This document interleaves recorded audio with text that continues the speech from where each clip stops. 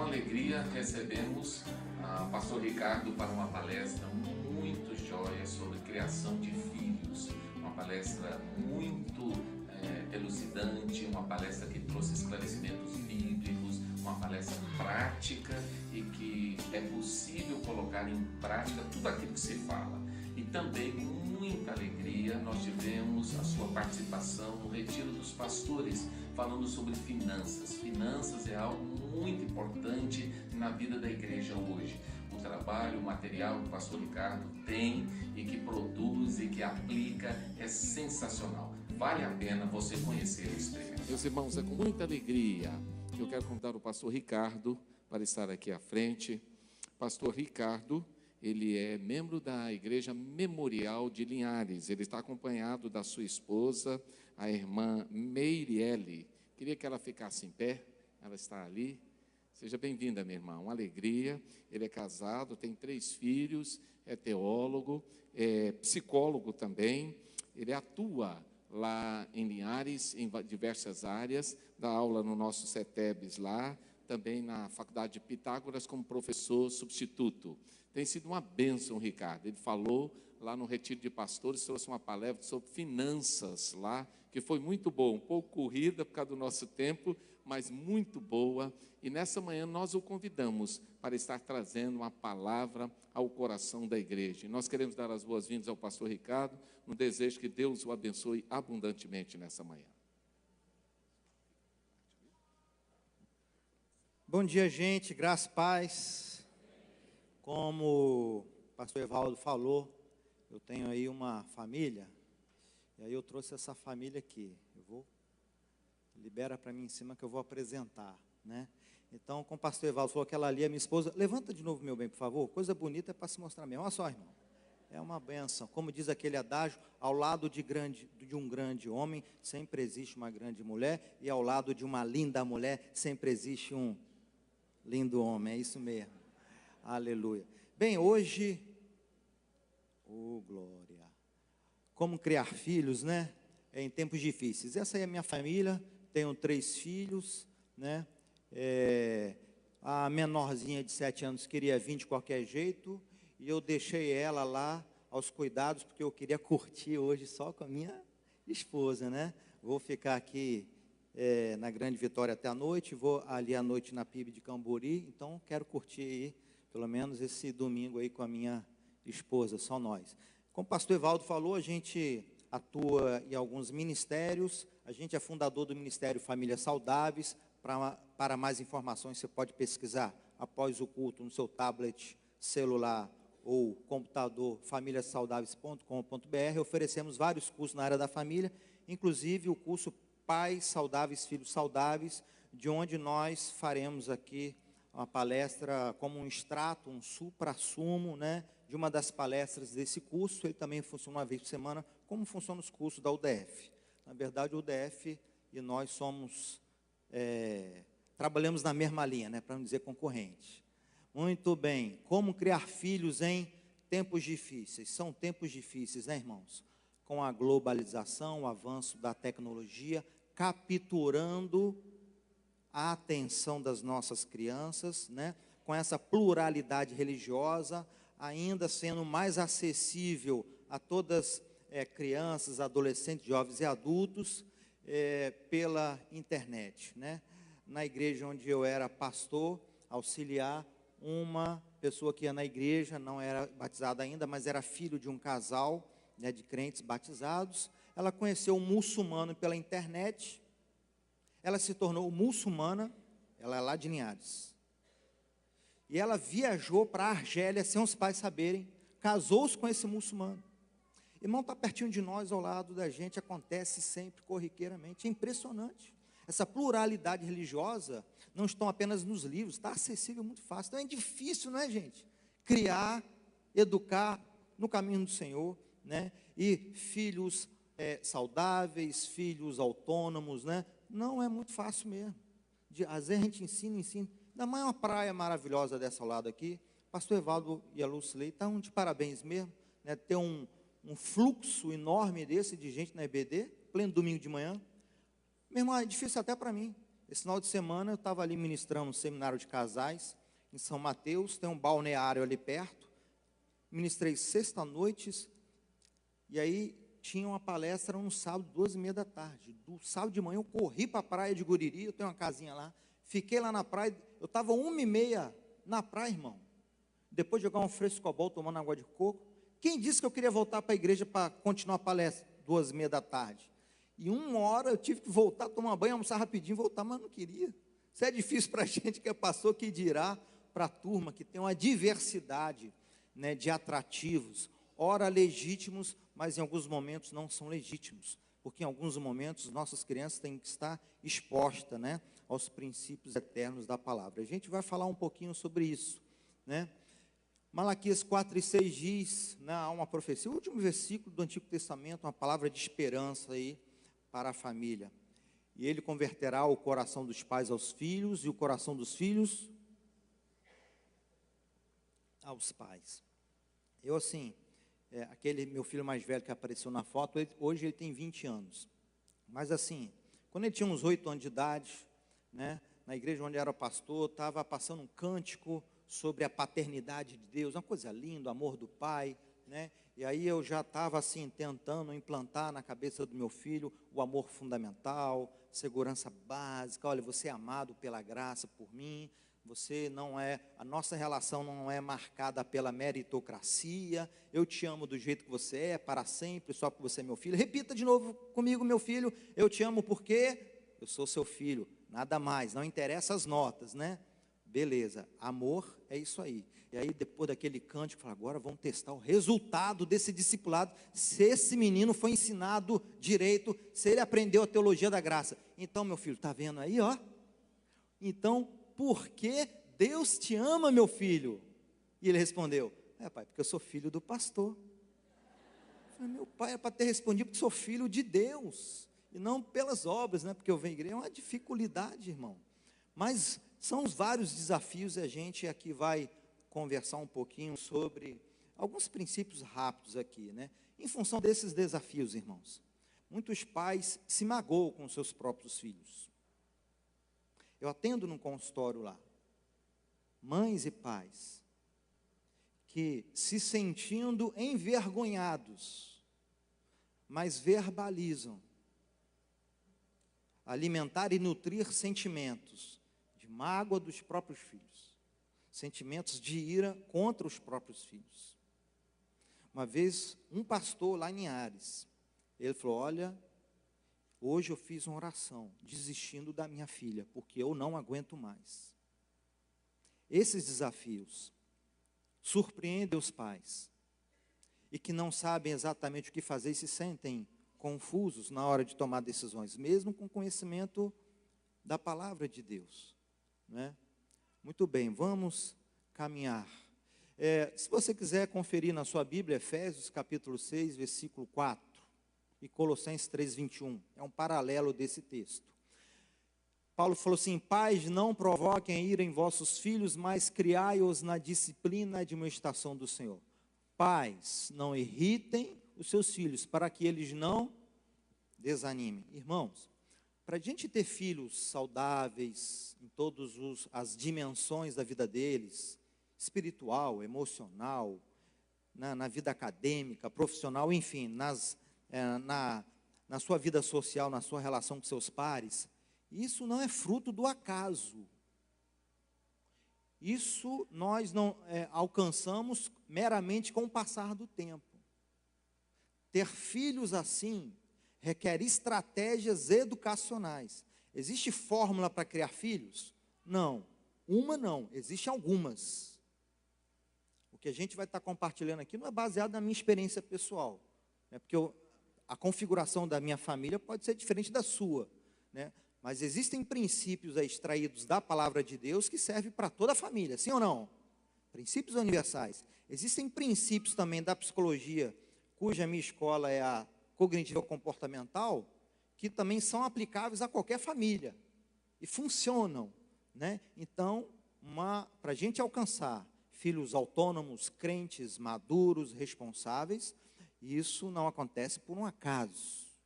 Não, a nossa atribuição em nossa paternidade não é só orar. Isso requer estratégias educacionais. Muito bem, por que Paulo falou para esses pais não criarem os seus filhos do seu jeito? Porque da forma como na época de Paulo, esses pais estavam criando, estava provocando em alguns momentos ira e em alguns momentos desânimo nos filhos. E note que em Efésios 6:1, no grego ali, quando Paulo fala dando ordem para os filhos, honrem pai e mãe, a palavra pai então é gozenzin. Nesse caso, honrem os seus pais, né? Que esse é o primeiro mandamento com promessa, você vai ter longevidade. Essa palavra pais, a partir desse grego, significa os dois gêneros, pai e mãe.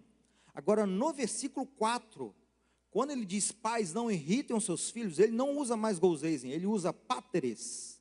E páteres, nesse caso, é pais do sexo masculino. Porque Paulo estava se referindo aos pais, no caso do gênero masculino, a não irritarem os seus filhos. Porque eram pais que estavam acostumados a usar uma paternidade autoritária, violenta, para colocar os filhos no eixo. Na legislação romana que vigorava na época, um pai que estivesse insatisfeito com seus filhos, ele poderia bater nos filhos. Não apenas bater, era amparado pela legislação romana, que esses pais poderiam levar os filhos em praça pública e expô-los à humilhação e à vergonha, na intenção de expurgar o mal desses filhos, dito pecado original.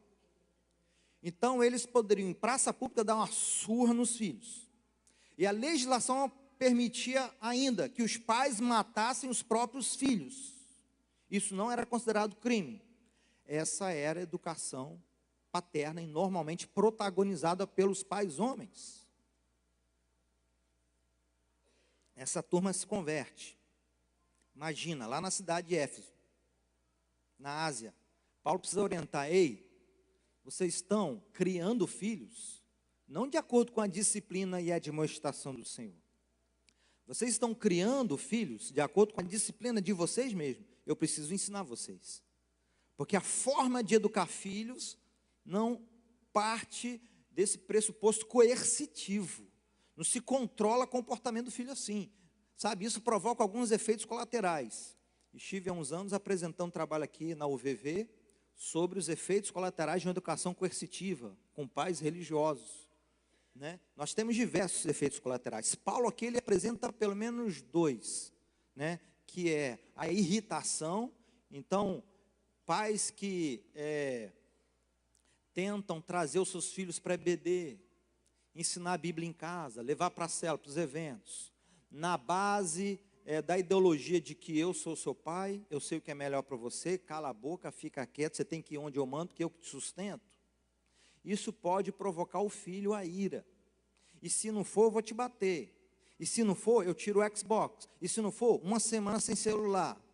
Essa forma, sem haver uma dialética, sem haver uma construção com o filho, isso pode provocar irritação e o filho.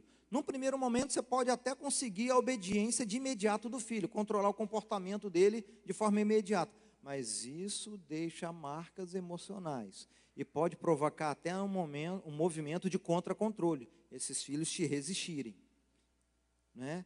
E quererem te enfrentar, principalmente de adolescentes para cima. Não é assim que funciona, né? A doutora Lídia Weber, ela é coordenadora do Núcleo de Análise do Comportamento da Universidade do Paraná. Esteve apresentando um trabalho no Congresso Nacional da Análise do Comportamento, a Psicologia Comportamental em Salvador. Eu estava nessa palestra, e ela detonou os religiosos e os ensinos bíblicos, porque ela passou vários slides da história da educação infantil e como é que os religiosos faziam. E pegou alguns textos de Provérbios, que são textos que é para serem interpretados de forma alegórica, poética, muitos, e não ao pé da letra. E ela interpretou todos de forma literal, ignorando a categoria literária do livro de Provérbios. Meu irmão, o azar dela que eu estava na apresentação. E ela falando que os religiosos enfatizam a educação coercitiva, de castigo, de violência. Você falou, no final da palestra aí. Além de formação que a senhora tem também, eu também sou teólogo. E aí eu citei esse texto para ela. Olha, quando Paulo fala para criar as crianças na disciplina e na administração do Senhor, eu citei para ela, ó, primeiro, criar é ektrefo. Criar significa nutrir. Como que você nutre o seu filho? Né? Com ressentimento, com mágoa, com ira? Não. Paulo fala, nós precisamos nutrir os nossos filhos. Nutrir os nossos filhos com consciência. Sim, com uma filosofia de vida baseada na fé. Mas isso é nutrido, isso leva tempo, isso não é imposto. Olha, até então não há violência. E outra coisa, quando ele fala disciplina, é paideia no grego. Disciplina não é equivalente a castigo. Infelizmente, muitos crentes leem na Bíblia que Deus disciplina os seus filhos. Lá em Provérbios, disciplina o seu filho. Leem como disciplina sendo equivalente de castigo e punição. Não é. Disciplina é treinamento infantil. O significado aí, fazendo uma etimologia do termo. Treinamento infantil. Como é que um atleta treina para correr, né, uma maratona? Ele vai aos poucos. 42 quilômetros. Se ele correu só 5 quilômetros, o técnico vai e bate nele, pune ele, castiga-o. Não, encoraja-o pelos 5 quilômetros conquistados, porque antes ele só corria 1. O treinamento, ele consiste em encorajamento, né? Em promover desafios, mas com base de encorajamento, de orientação clara, não de punição, castigo. A Bíblia não fala de punição, castigo, né? E na admoestação do Senhor, a admoestação é nostesia, que significa instrução verbal, que é o que a gente faz na EBD, né? Nas células, em casa. Muito bem, tem pelo menos aí 3 modelos de paternidade. Bem, muitos filhos podem sofrer de ira ou de desânimo porque tem pais omissos. Pai que vai acordar o filho para trazer aqui para a EBD, uma EBD fantástica como essa, né? E aí o filho, não quer não, pai, estou com sono, amanhã tem que fazer trabalho. E o pai deixa. Querido, isso é paternidade omissa. Simplesmente deixa, vou te respeitar. Aí o filho vai jogando os argumentos. Se esse não colar, ele fala, não, amanhã eu tenho prova.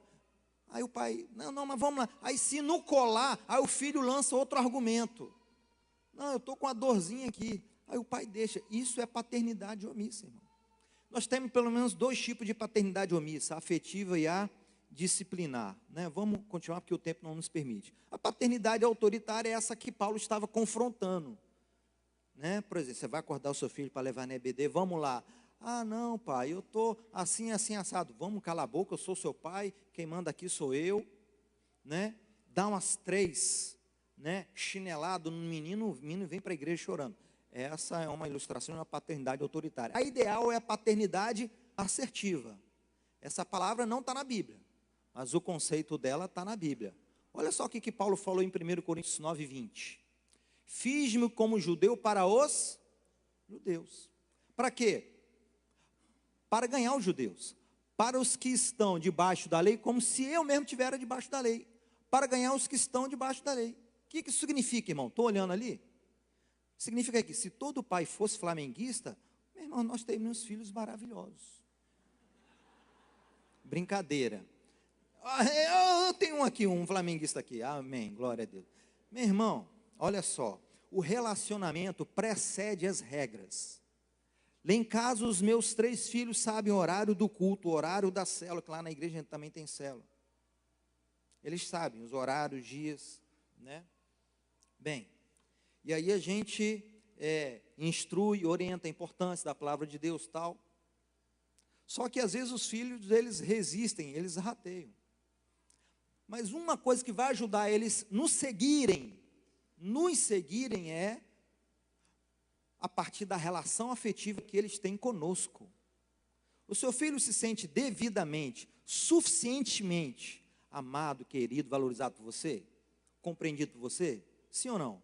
Porque se a gente vive a semana toda só trabalhando. Chega à noite, faz hora extra, dá aula na faculdade. Chega sábado, reunião na igreja. Aí o filho fica lá, no canto, isolado. Aí domingo de manhã você se apresenta, ei, sou seu pai, vamos para a igreja? Vamos para a EBD? Aí o filho resiste, irmão. Por que eu coloquei essa foto aí? É um exemplo, né? Fui lá no Maracanã levar meu filho pela primeira vez. Meu filho é um flamenguista saudável. Não é um vascaíno doente. É um flamenguista, entendeu? É uma bênção. Então a gente compactua da mesma ideologia. E eu levei lá no Maracanã, fomos na Gávea, em Copacabana. O Flamengo foi campeão em cima do Vasco, um campeonato carioca. Foi uma benção, irmão. Quando meu filho, a gente assiste jogo, igual ontem a gente assistiu, Flamengo e Vasco, né? Aquilo ali foi uma exceção que aconteceu ontem. Aí o que acontece? A gente assistiu, aí meu filho fala assim, quando é no Maracanã, ah lá, pai, a gente ficou naquele canto ali, ó. Ah lá, pai, puxa, como foi legal. Lembra, pai, aquela foto que a gente tirou do Zico? Eu tenho um álbum de foto lá digital, muito bacana. Aí quando eu chamei, ei filho, vamos para a igreja? Ele não verbaliza. Mas há um processamento psíquico, talvez involuntário, inconsciente, mas que acontece mais ou menos assim. Lógico, nós vamos para a igreja, pai. O senhor me levou no Maracanã. O senhor teve um domingo que o senhor faltou o culto, o senhor faltou as programações, o senhor sendo pastor e passou o final de semana comigo no Maracanã. Realizar um sonho meu, assistir o Flamengo. Lógico, pai, nós vamos. Porque o senhor me seguiu, agora eu vou te seguir. O que Paulo fazia para com os judeus? Vem para cá, judeus, passa a ser cristãos. Não. Paulo saiu da sua situação, não dos seus valores ou da sua fé, mas da sua estética. Foi para um outro campo. Interagiu com os judeus naquilo que os judeus faziam. Paulo até rapou a cabeça. Paulo até ia na sinagoga.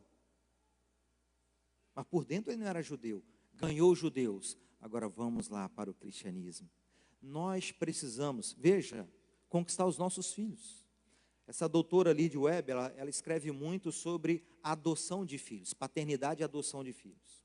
E ela diz que também os pais biológicos também têm que adotar os filhos. Há relacionamentos entre pais e filhos que não são biológicos, enteados.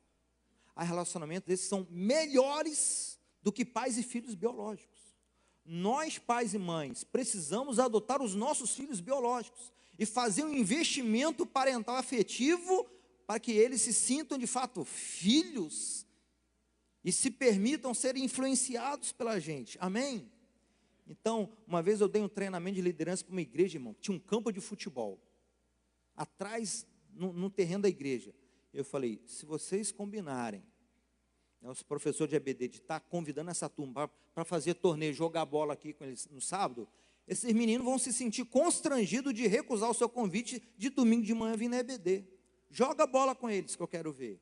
Faça o que eles façam, né?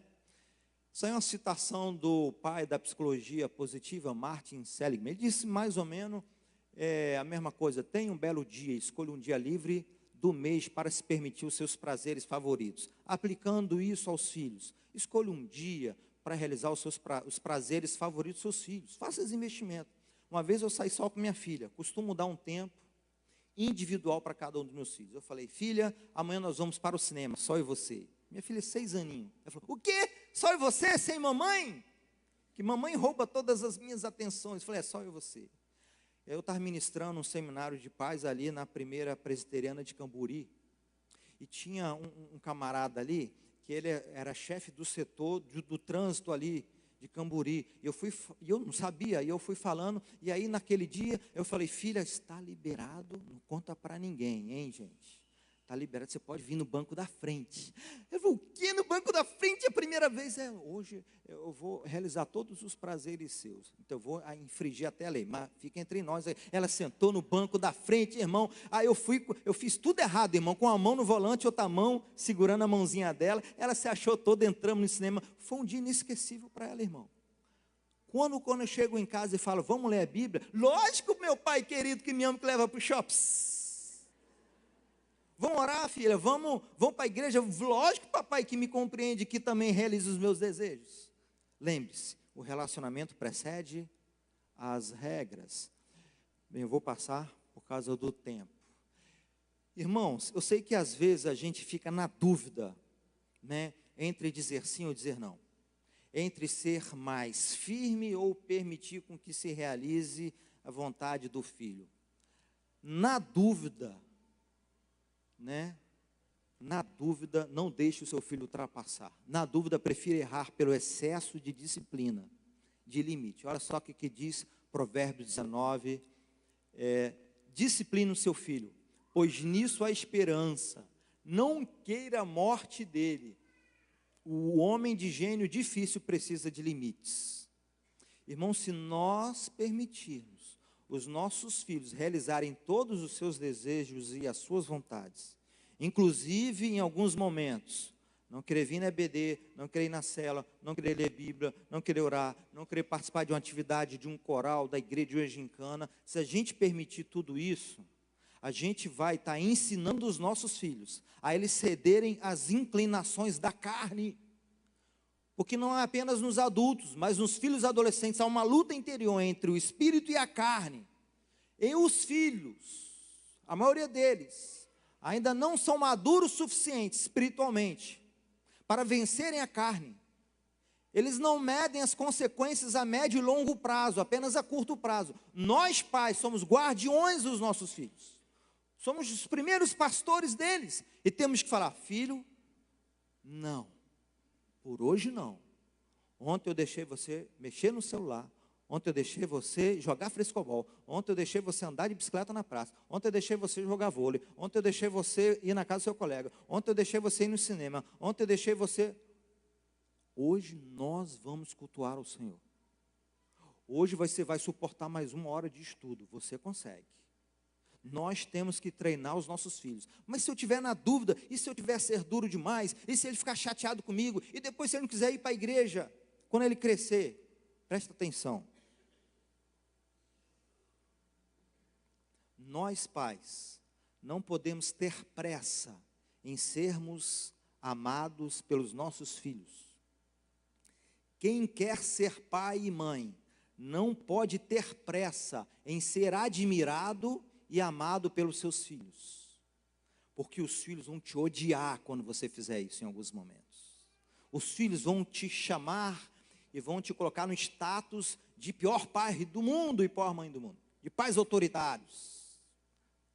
Não caia nessa cilada, porque 10 anos, 20 anos depois, os seus filhos vão te agradecer. Obrigado, pai e mãe, porque vocês foram firmes comigo, e hoje eu só estou na igreja, porque vocês não deixaram lá atrás eu realizar os meus desejos carnais, mas vocês me perseveraram comigo nessa caminhada cristã, amém? Aprenda, ensine o seu filho a ser forte, como Paulo teve que aprender. Eu aprendi a viver contente em toda e qualquer situação.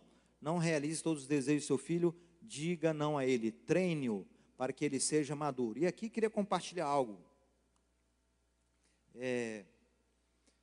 Uma vez, o meu filho, ele não estava mais querendo jogar xadrez comigo, o meu filho do meio. Eu sou enxadrista, já joguei xadrez pela faculdade também, uso xadrez no consultório com crianças, né? E aí meu filho estava muito resistente, e eu sei obviamente, como psicólogo, dos benefícios afetivos, intelectuais, produção de resiliência, e há uma infinitude de benefícios. Falei, e ele não querendo, eu pensei, baseado numa ideia bacana de Freud, quando escreveu a obra Psicologia das Massas. Só que Freud, ele analisou pelo lado negativo, eu usei isso pelo lado positivo. O que Freud falou, né, na obra Psicologia das Massas? Pessoas em grupo fazem coisas, para vocês entenderem melhor, ruins, têm coragem de fazer coisas ruins, que não fariam se elas estivessem sozinhas. E aí Freud fala do sentimento de onipotência. Num grupo, na coletividade, eu me sinto onipotente. E aí eu posso fazer barbaridades, eu posso fazer atrocidades, roubar, matar, posso fazer coisas horríveis. Vamos usar isso ao contrário? Será que há uma possibilidade de acontecer isso na vertente oposta? Será que uma criança que não se submete, não quer passar um tempo de culto doméstico, para você ministrar sobre a vida do seu filho alguns valores e princípios, porque só está você e o seu filho. Ou está você apenas e o cônjuge e o seu filho, e ele acha chato e monótono. Será que, se ele tiver num grupo entre os seus pares da mesma idade, numa coletividade, ele faria coisas em grupo que não faria individualmente? Olha só o que Provérbios, a Bíblia é uma bênção, irmão. Olha o que Provérbios 13:20 diz. Aquele que anda com um sábio será cada vez mais sábio. O nosso filho pode ser sábio com os outros. A gente não é a única fonte de sabedoria dos nossos filhos. Nós não precisamos pesar sobre nós o peso único de responsabilidade de ministrar a educação cristã para os nossos filhos. Podemos dividir isso com esses brilhantes professores de escola dominical que estiveram aqui na frente. Podemos dividir isso com os líderes de célula dos nossos filhos. Apoiem, incentivem. Ei, você que tem filho e filha, você tem que ter anotado a data de aniversário desses líderes de célula, os professores de EBD do seu filho, porque eles têm que ser valorizados e reforçados positivamente por você, porque olha a grande contribuição que eles estão tendo, né, nessa parcela da educação cristã dos seus filhos. Encoraje-os, né? É uma bênção. Então a Bíblia diz que sim, nós também podemos ser edificados e sábios, né, na coletividade. Para finalizar, gostaria de deixar um trecho do Howard Hendricks, onde ele escreve: aprenda a mentorear ou a discipular. Toda igreja que trabalha com discipulado, né, precisa ler esse livro, né, seja discipulado individual ou coletivo. Jesus trabalhava com discipulado coletivo. Ele discipulava os 12. Dificilmente você vai ver na Bíblia Jesus apenas com um discípulo. Eram os 12. Por quê? Há coisas que uma pessoa faz em grupo, que ela não faria individualmente. Uma criança, um adolescente, um jovem, e às vezes até um adulto, pode ter uma disposição, pode se dispor a aprender, a se envolver, a se comprometer, a se engajar, a se converter em um grupo, por influência dos seus pares, do que apenas sozinho.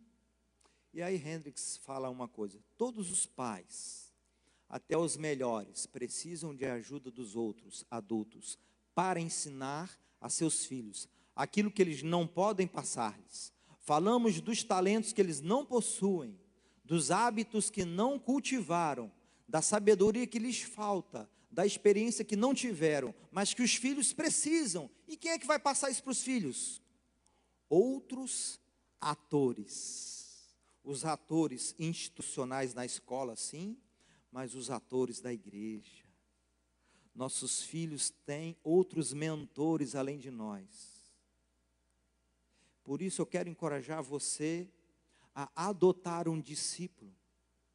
Eu não sei qual é a proporção, a estatística aqui no meio desse contingente de crianças, adolescentes e jovens que frequentam a EBD. Não sei qual é o contingente de filhos que frequentam a igreja, o culto, cujos pais não são cristãos. Mas se você sabe que há aqui na igreja uma criança, um adolescente, um jovem, cujos pais não são cristãos, que eles não têm essa referência espiritual, adote-os. Acredite. Não importa o quanto seja desestabilizada a família nuclear deles. Não importa a falta de estrutura. Você pode exercer influência na vida deles. Vocês sabem disso. Eu sou um exemplo, irmãos. Não foram meus pais que me ensinaram o evangelho. Um casal de pastores foi morar do lado da minha casa quando eu tinha 9 anos de idade. Eles chamaram meus pais não quiseram ir. Eles falaram: a gente pode levar ele? Aí meus pais falaram: pode, até bom que nos dá um alívio. Eles começaram a me levar para a EBD. Eu ia para a igreja sozinho, aliás, sozinho sem os meus pais. Pessoas me adotaram, professores de EBD como vocês, líderes de célula como vocês, pastores como o pastor Evaldo e a Lucilei, me adotaram. O evangelho eu aprendi de Cristo na EBD. Eu aceitei Jesus Cristo como Salvador e Senhor na EBD. Me tornei pastor. ministro esses seminários. Anos, com 55 anos de idade, ganhei minha mãe para Jesus. Não foi minha mãe que batizou, meu irmão. Fui eu que batizei nas águas minha mãe. Não foi minha mãe que me discipulou, fui eu que discipulei minha mãe. Minha mãe católica, eu dentro de casa, fazendo o discipulado 1 a 1, filho ensinando a mãe. Ela falou, Ricardo, e esse negócio de batismo? Pois não, mãe, só estava esperando a senhora perguntar. Batizei. O meu irmão, 4 anos mais novo, ele não aprendeu dos pais, ele aprendeu comigo. Eu que batizei nas águas do meu irmão. E assim como eu, ele entrou no CETEP para fazer o bacharel em teologia. Só que ele depois se desviou e foi fazer administração. Mas é benção também, né? Então vocês olhem para essas crianças e adolescentes preciosos, cujos pais não são cristãos, e os adote, sabendo que o seu empenho, o seu investimento parental, espiritualmente falando, é tudo que eles vão ter. Valorize a EBD, valorize a célula, valorize todo o espaço onde proporciona o ensino bíblico. Amém? Deus lhes abençoe. Pastor Evaldo só me permitiu 2 minutos. Se você quiser, eu não vou fazer aquela não, tá, Evaldo? Quem me dá mais 5 minutos? Se você quiser adquirir o CD, tem esses e todos os slides do curso inteiro, né, do curso para pais. No ministério nós temos também esse livro da minha autoria, Finanças Saudáveis, fala sobre dízimo e oferta, mas o conteúdo maciço desse livro maciço é sobre a gerência financeira pessoal à luz da Bíblia. E sou autor também do livro Casamentos Saudáveis. Todos esses são cursos, né, usamos também. Aqui nesse livro eu coloquei alguns conceitos, técnicas que eu aplico em terapia de casais no consultório, eu coloquei aqui como ferramentas, você pode ler individualmente ou estudar em grupo. Amém? Se você quiser adquirir, eu tenho algumas unidades ali com a minha esposa. Obrigado, Deus lhes abençoe. Obrigado, pastor Evaldo, pela oportunidade. Agradecemos de coração ao pastor Ricardo por essa palavra tão abençoada ao nosso coração. E eu louvo a Deus pela sua vida. Isso que ele está falando aqui, ele vive, ele prega, né? E é algo tremendo para o nosso coração. Que Deus o abençoe, né? Espero que a gente possa ter outras oportunidades de estar juntos aqui para louvar ao Senhor. Amém? Obrigado pela presença da sua esposa também. Que Deus abençoe a todos.